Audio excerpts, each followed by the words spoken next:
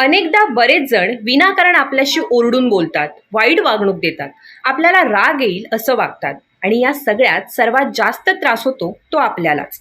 रागाचा उद्रेक होऊन आपल्या शरीरावर आणि मनावर याचा परिणाम होतो. अशा वेळी शांत राहणं कधीही चांगलं असं आपण नेहमी ऐकत आलो. खरं तर परिस्थितीनुसार कधी कधी शांत राहणं देखील महत्वाचं असतं.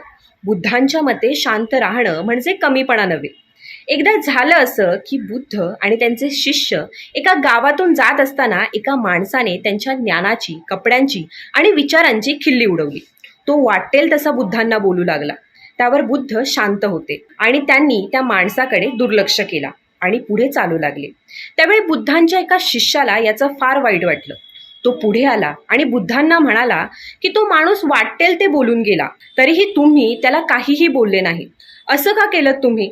त्यावर बुद्ध म्हणाले की कोणी आपल्याला भेटवस्तू दिली आणि आपण तिचा स्वीकार केला नाही तर ती भेटवस्तू कोणाच्या मालकीची होते?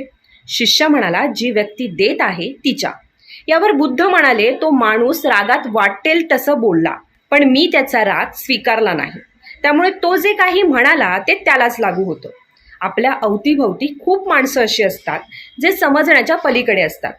त्यामुळे त्यांना उलट उत्तरं देण्यात किंवा त्यांचं बोलणं मनाला लागून घेण्यात आपण आपला वेळ वाया घालवू नये, असं बुद्ध म्हणतात. तात्पर्य काय? तर शांत राहणं कमीपणा नाही, तर सर्वात मोठी ताकद आहे. वेळ ही सर्वात अमूल्य गोष्ट आहे, त्यामुळे चुकीच्या माणसांसाठी तो वाया घालवू नका. अशाच नवनवीन माहितीसाठी नवराष्ट्राला फॉलो करा.